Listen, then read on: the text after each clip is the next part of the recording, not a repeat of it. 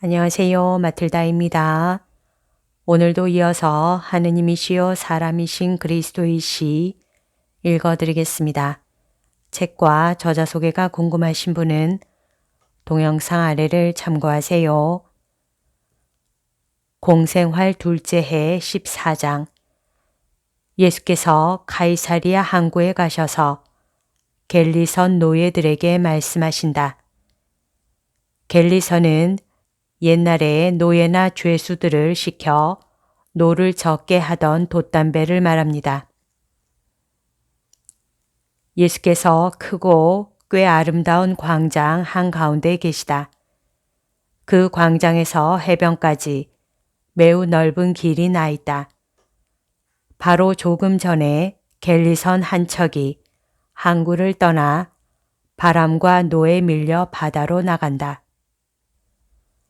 다른 겔리선 한 척은 돛들을 졸라매고 노를 적당한 위치로 돌리느라고 한쪽 노들만 움직이고 있는 것으로 보아 항구로 들어오려고 조종하고 있는 중이다. 항구가 광장에서는 보이지 않지만 가까이에 있을 것이 틀림없다. 광장 옆으로는 바깥 벽에 뚫린 구멍이 거의 없는 것이 특징인 넓은 집들이 늘어서 있다. 가게는 없다. 이제 어디로 갑니까? 선생님은 동양인들의 동네보다 오히려 여기로 오려고 하셨는데 이곳은 이교도들이 사는 곳입니다. 누구더러 선생님 말씀을 들으라고 하십니까? 하고 베드로가 물으면서 예수께 여기 온 것을 비난한다. 우리는 저기 바다 근처 저 모퉁이로 간다. 거기서 말하겠다. 물결에 대고요. 물결도 하느님으로부터 창조되었다. 그들은 그리로 간다. 이제는 그들이 바로 그 구석에 있는데 거기에는 조금 전에 본 겔리선이 천천히 들어와서 정박하는 항구가 보인다. 선원 몇 사람이 부두를 거닐고 있고 과일 장수 몇 사람이 물건을 팔려고 위험을 무릅쓰고 로마 배에 있는 데로 간다. 다른 것은 아무것도 없다. 예수께서는 벽에 기대 서시어 정말 물결을 보고 말씀하시는 것 같다. 사도들은 이 상황을 별로 만족스럽게 여기지 않으면서 예수의 주위에 있는데 어떤 사람들은 서 있고 어떤 사람들은 의자 노릇을 하는 것 같은 여기저기 흩어져 있는 바위에 앉아 있다. 자기가 권력이 있고 건강하고 행복한 것을 보고 이렇게 말하는 사람은 어리석습니다. 이제는 나에게 무엇이 필요한가? 또 누가 필요한가? 아무도 필요치 않다. 나에게는 없는 것이 없고 나 혼자서 살 수 있다. 하느님의 법률이나 명령 또는 도덕의 명령들이 나에게는 존재하지 않는다. 내 법은 다른 사람들에게 이익이 되는지 해가 되는지 깊이 생각하지 않고 그저 내가 할 수 있는 것을 하는 것이다 하고 장사꾼 하나가 쩡쩡 울리는 이 목소리를 듣고 돌아서서 예수께로 오는데 예수께서는 말씀을 계속하신다. 지혜가 없고 믿음이 없는 남자와 여자는 이렇게 말합니다. 그러나 그가 이렇게 해서 자기가 크건 작건 권력을 가지고 있다는 것을 나타내지만 그가 악과의 유사성을 가지고 있다는 것도 나타냅니다. 사람들이 겔리선과 다른 여러 배에서 내려 예수께로 온다. 인생이 오늘은 고요하다가 내일은 성난 파도가 일어나는 바다보다도 더 변덕이 심하다는 것을 곰곰이 생각할 때 사람은 자기가 하느님과 덕행과 유사성이 있다는 것을 말로 나타내지 않고 행동으로 나타냅니다. 변하는 바다와 마찬가지로 오늘의 안락과 권력이 내일은 비참과 무능이 될 수 있습니다. 그때는 하느님과의 일치를 잃은 사람이 무엇을 하겠습니까? 저 갤리선에는 전에 행복하고 권력이 있다가 지금은 노예가 되고 죄 있는 사람으로 여겨지는 사람이 얼마나 많습니까? 죄 있는 사람으로 따라서 2번 노예로 간주되는 사람들이 말입니다. 한 번은 그들이 아무 보람 없이 무시했던 인간 계율의 노예가 됩니다. 보람 없이 무시했다는 것은 인간의 계율은 그대로 있고 그것을 어기는 사람들을 벌하기 때문입니다. 또 한 번은 자기의 잘못을 미워하기에 이르지 못하는 죄 있는 사람들을 영원히 차지하는 사탄의 노예가 되는 것입니다. 선생님, 안녕하십니까? 선생님이 여기에 오시다니 저를 알아보시겠습니까? 하느님께서 당신에게 오시기를 바랍니다. 부블리우스 귄틸리아누스, 당신이 보다시피 내가 왔습니다. 그것도 바로 이곳 로마인들의 동네에 제가 선생님을 다시 뵐 거라 생각지는 못했었습니다. 그러나 선생님 말씀을 듣는 것은 기쁩니다. 나도 기쁩니다. 저 갤리선에는 노 젓는 사람이 많습니까? 많습니다. 대부분이 전쟁 포로들입니다. 그 사람들에게 관심이 가십니까? 배 가까이 가고 싶은데요. 오십시오. 당신들은 비키시오. 하고 가까이 왔던 얼마 안 되는 사람들에게 명령하니 그들은 욕설을 중얼거리면서 빨리 비킨다. 그냥 놔두시오. 나는 사람들이 빽빽이 있는데 끼어 있는 것이 습관이 되었어요. 여기까지는 괜찮습니다. 더 멀리는 안 됩니다. 군용 갤리선이니까요. 이것으로 충분합니다. 하느님께서 이것을 당신에게 갚아주시기 바랍니다. 예수께서 다시 말씀하시기 시작하는데 로마 군인은 그 훌륭한 제복 차림으로 예수 곁에서 보초를 서는 것 같다.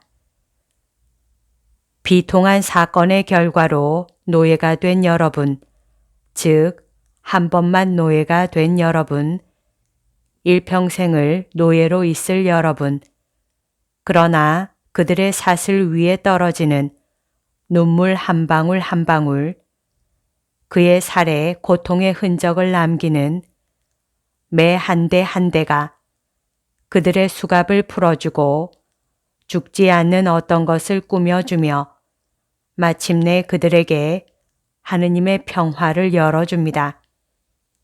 하느님은 가엾고 불행한 당신 자식들의 친구이시고 이 세상에서 고통이었던 모든 것 대신에 많은 기쁨을 그들에게 주실 것입니다. 갤리선 안에서 예수의 말씀을 귀담아 듣는 갤리선에 노젓는 죄수를 지키는 사람들이 앞으로 나아온다.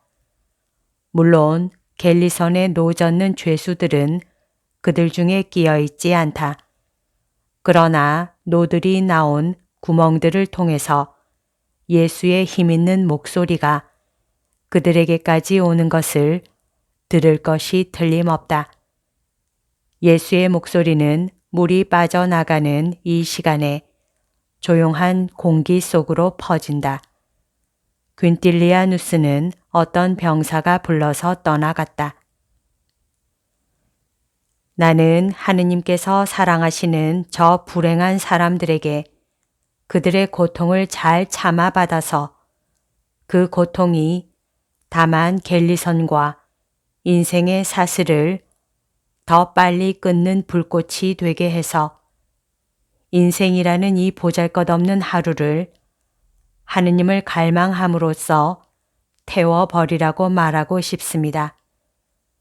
어둡고 폭풍우가 몰아치고 공포와 궁핍이 가득한 하루와 같은 인생을 태워버리고 다시는 공포도 고통도 없는 빛나고 청명한 하느님의 태양 속으로 들어가라고 말하고 싶습니다.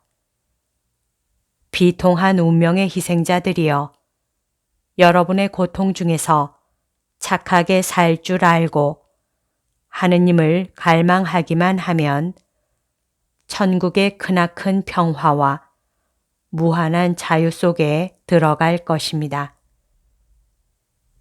푸블리우스 균틸리아누스가 다른 병사들과 같이 돌아오고 그 뒤에는 노예들이 든 가마 하나가 오는데 병사들이 그 가마 앞에서 길을 비키게 한다. 하느님은 누구십니까? 나는 하느님이 누구신지 모르는 이방인들에게 말하는 것입니다. 나는 하느님이 누구신지 알지 못하는 굴복한 민족들의 자식들에게 말하는 것입니다. 갈리아 사람들, 이베리아 사람들, 트라키아 사람들, 게르만 사람들, 켈트 사람들. 여러분은 여러분의 숲속에 하느님을 나타내는 무엇인가를 가지고 있습니다. 영혼은 하늘을 기억하고 있기 때문에 자발적으로 예배의 경향을 가지고 있습니다. 그러나 여러분은 여러분의 육체 안에 영혼을 넣어주신 참 하느님을 발견할 줄 모릅니다. 그 영혼은 이스라엘의 자손들인 우리의 영혼과 같고 여러분을 굴복시킨 강력한 로마인들의 영혼과 같으며 선에 대해서 같은 의무와 같은 권리를 가지고 있으며 그 영혼에 대하여 선, 즉 참 하느님께서 충실하실 것입니다. 여러분도 역시 선에 대하여 충실하시오. 여러분이 지금까지 숭배한 하나나 여러 신들, 어머니의 무릎에서 그 이름을 배운 신들, 여러분이 고통을 당하는데 그 신에게서 위로가 오는 것을 보지 못하기 때문에 지금은 생각하지 않게 되었을지도 모르는 신, 여러분이 하루하루를 절망 속에서 지내며 미워하고 저주하게 되었을지도 모르는 신은 참 하느님이 아닙니다. 참 하느님은 사랑과 연민 자체이십니다. 혹 여러분의 신들이 이러했습니까? 아닙니다.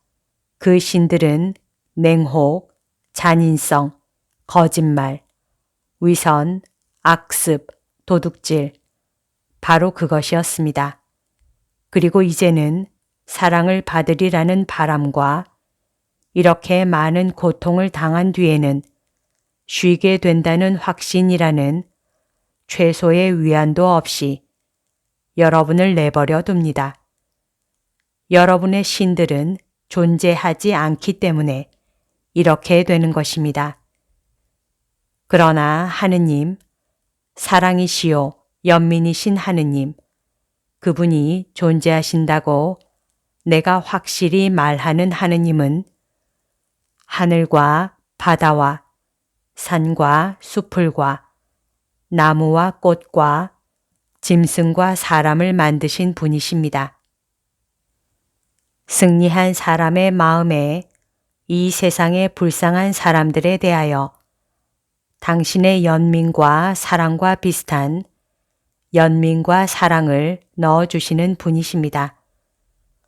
오 유력자들이여, 지배자들이여, 그대들도 모두 같은 근원에서 나왔다는 것을 생각하시오.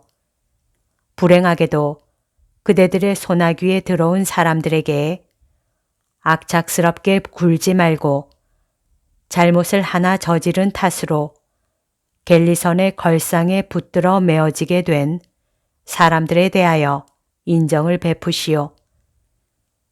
사람은 수없이 죄를 많이 짓습니다. 다소간 은밀한 죄를 안 가진 사람은 아무도 없습니다. 여러분이 이것을 곰곰이 생각하면 여러분은 같은 죄를 지었으면서도 벌을 받지 않고 있는데 여러분보다 운이 좋지 못해서 같은 죄를 지었다고 벌을 받은 형제들에 대하여 친절을 베풀게 될 것입니다. 인간의 정의는 그 판단에 있어서 이다지도 불확실하기 때문에 하느님의 정의도 이와 마찬가지로 불확실하면 불행한 일일 것입니다. 죄에 있는 것 같아 보이지 않지만 죄 지은 사람들이 있고 사람들이 죄 있다고 생각하지만 사실은 무죄한 사람들도 있습니다. 왜 그렇게 되는지 알려고 애쓰지 맙시다. 그것은 자기와 비슷한 사람에 대하여 불공평하고 증오를 가득 품은 사람에 대한 너무나 큰 비난이 될 것입니다. 실제로 죄를 짓기는 했지만 강력한 힘에 밀려 죄악을 저지른 사람들도 있습니다. 그로 인해서 그들의 잘못은 부분적으로 변명이 됩니다. 따라서 갤리선 담당자 여러분은 인정을 가지시오. 인간의 정의 위에는 훨씬 더 높은 하느님의 정의가 있습니다. 왕과 노예, 바위와 모래알을 창조하신 분이신 참 하느님의 정의가 있습니다. 하느님께서는 노를 젓는 여러분도 갤리선 노예 담당자들인 여러분도 내려다 보십니다. 그러므로 만일 여러분이 이유 없이 잔인하게 굴면 여러분에게는 불행이 올 것입니다. 참 하느님의 메시아인 나 예수 그리스도가 여러분에게 그것을 확실히 말합니다. 여러분이 죽으면 하느님께서 여러분을 영원한 갤리선에 묶어놓고 피에 물든 채찍을 마귀들에게 맡기실 것입니다. 그래서 여러분은 여러분이 한 것과 같은 고문을 당하고 여러분이 때린 것과 같은 매를 맞을 것입니다. 그것은 죄 지은 사람을 벌할 것을 규정하는 인간의 법률이 있기는 하지만 벌할 때 도를 지나쳐서는 안 되기 때문입니다. 이것을 기억할 줄 아시오. 오늘 권력 있는 사람이 내일 비참하게 될 수도 있는 것입니다.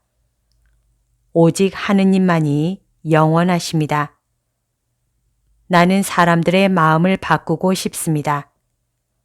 특히 여러분의 사슬을 끊고 여러분에게 잃어버린 자유와 고국을 돌려주고 싶습니다.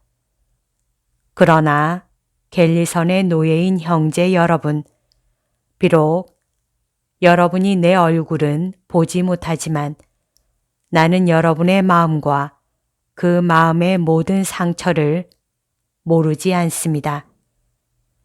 강한 사람들의 노예가 된 불쌍한 사람들인 여러분, 내가 여러분에게 줄 수 없는 자유와 이 세상의 조국 대신에 더 고상한 자유와 더 훌륭한 고향을 주겠습니다. 나는 여러분을 위해 포로가 되어 내 고향을 떠났습니다.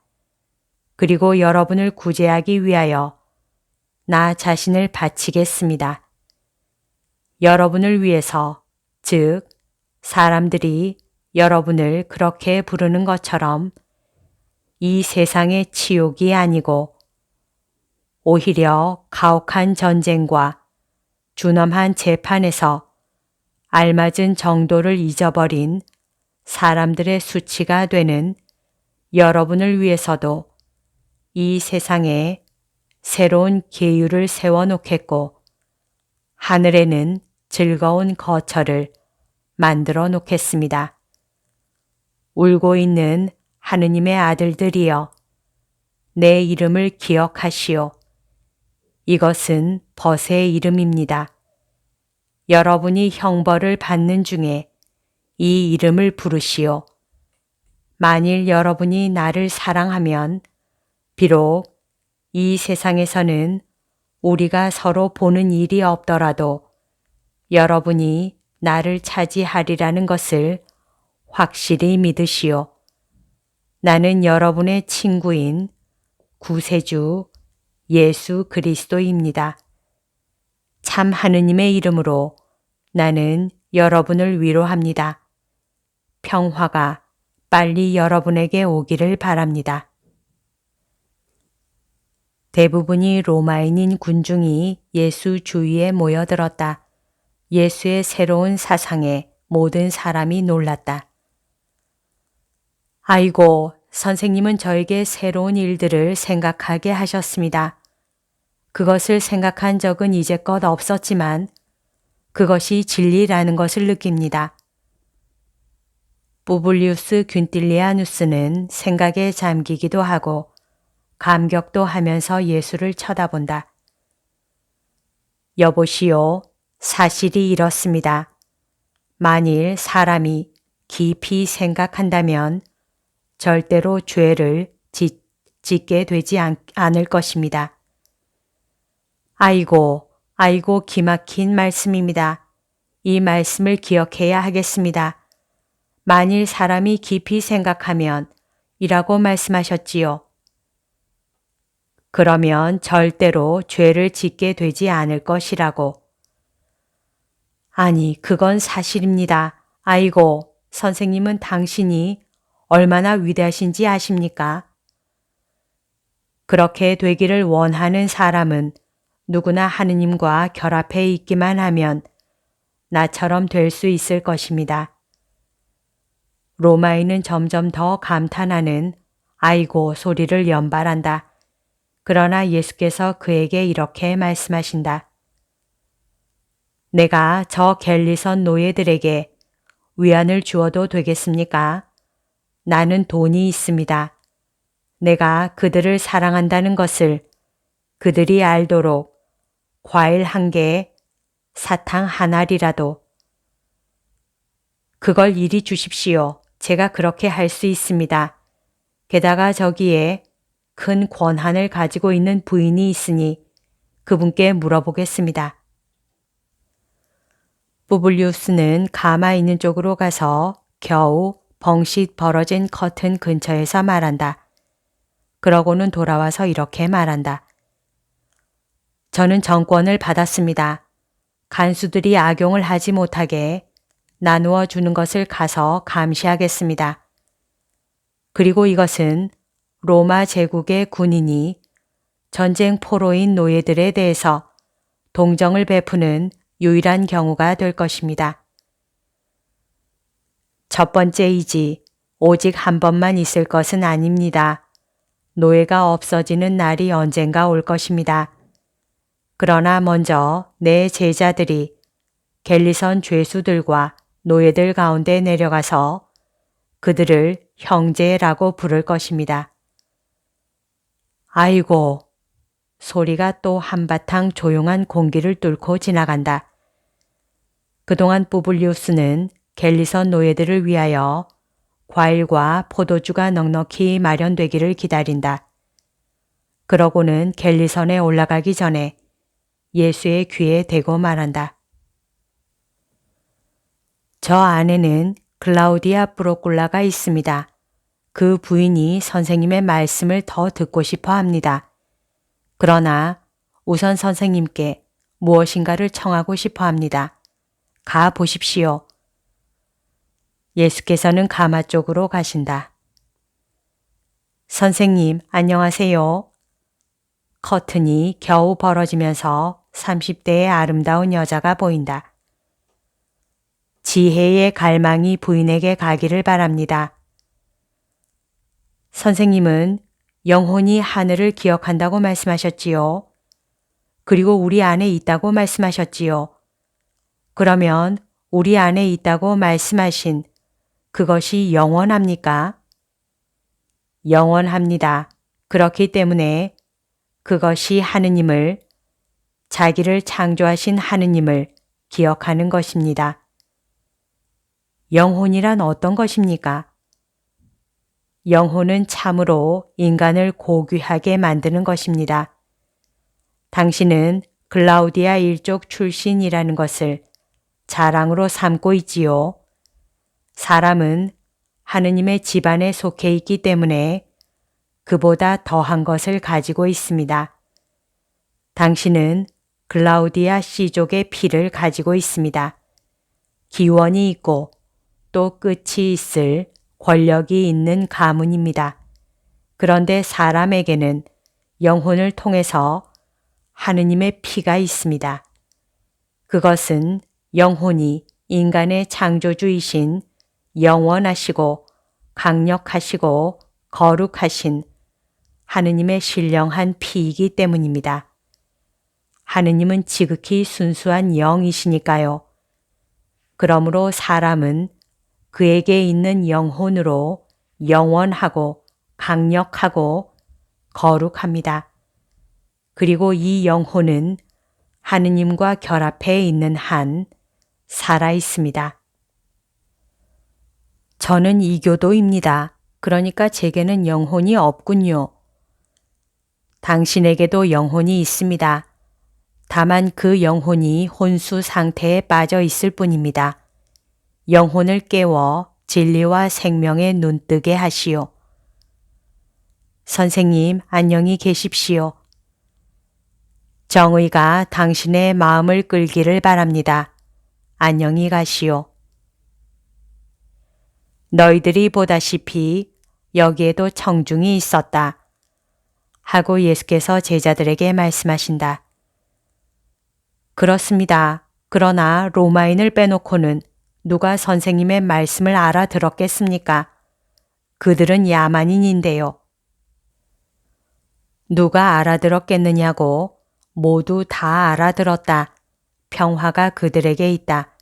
그래서 그들은 이스라엘의 많은 사람보다 훨씬 더 많이 나를 기억할 것이다. 우리를 환대해 주는 집에 가서 식사를 하자.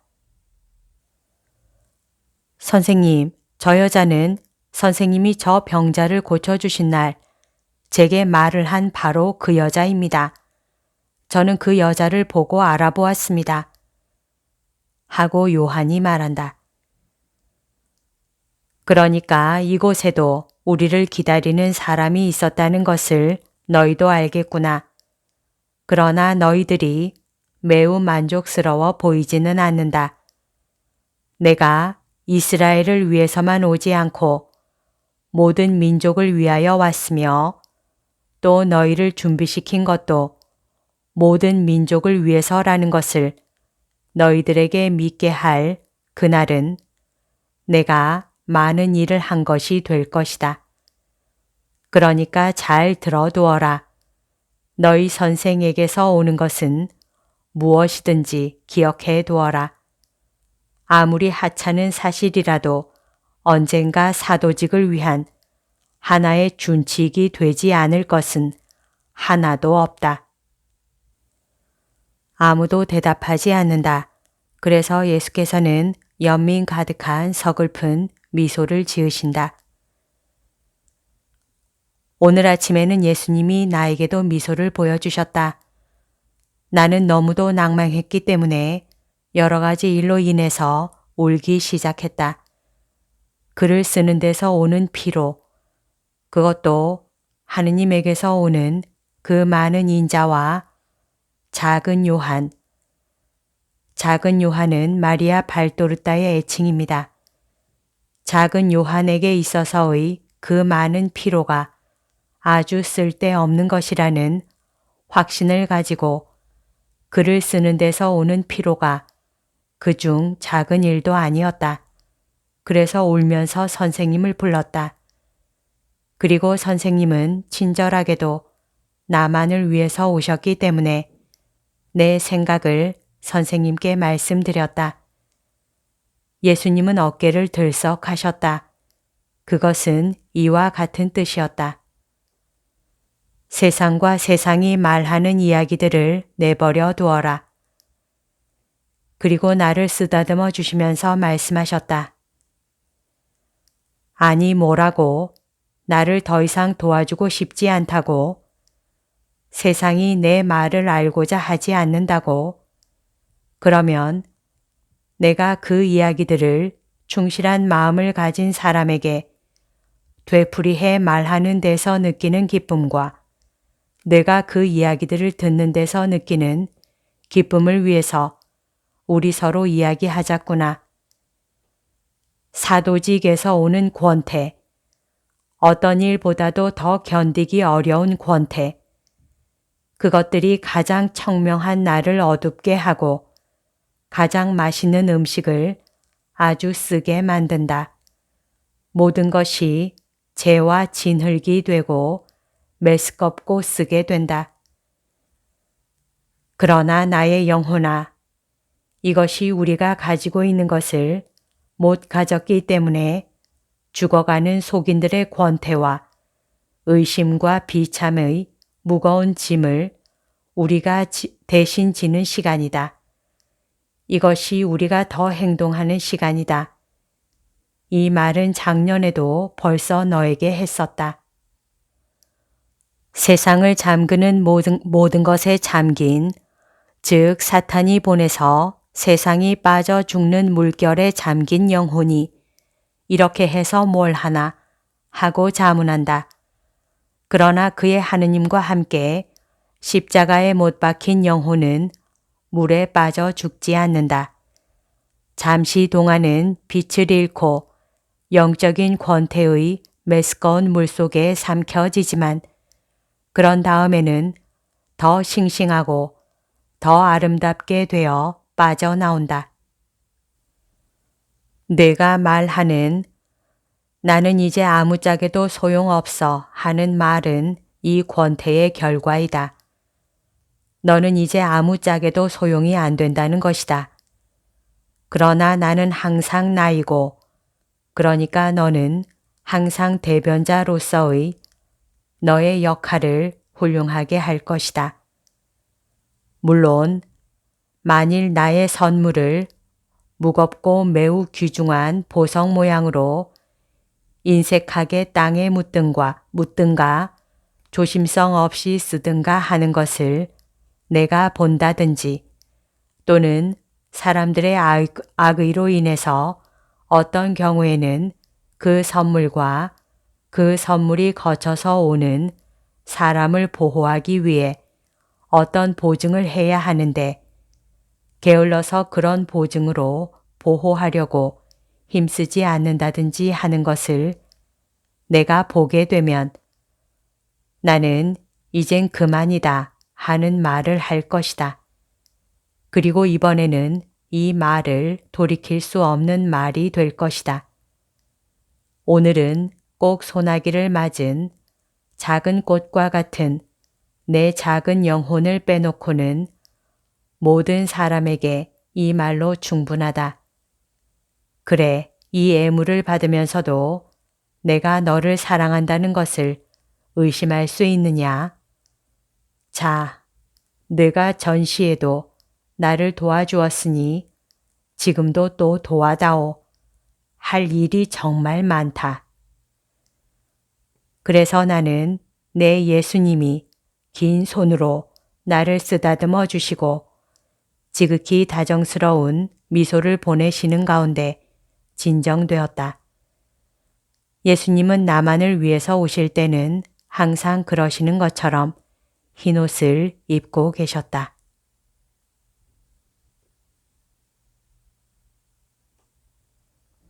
여기까지가 오늘 들려드릴 내용입니다. 오늘도 하느님의 뜻 안에서 서로 사랑하는 하루 보냅시다. 사랑합니다. 축복합니다.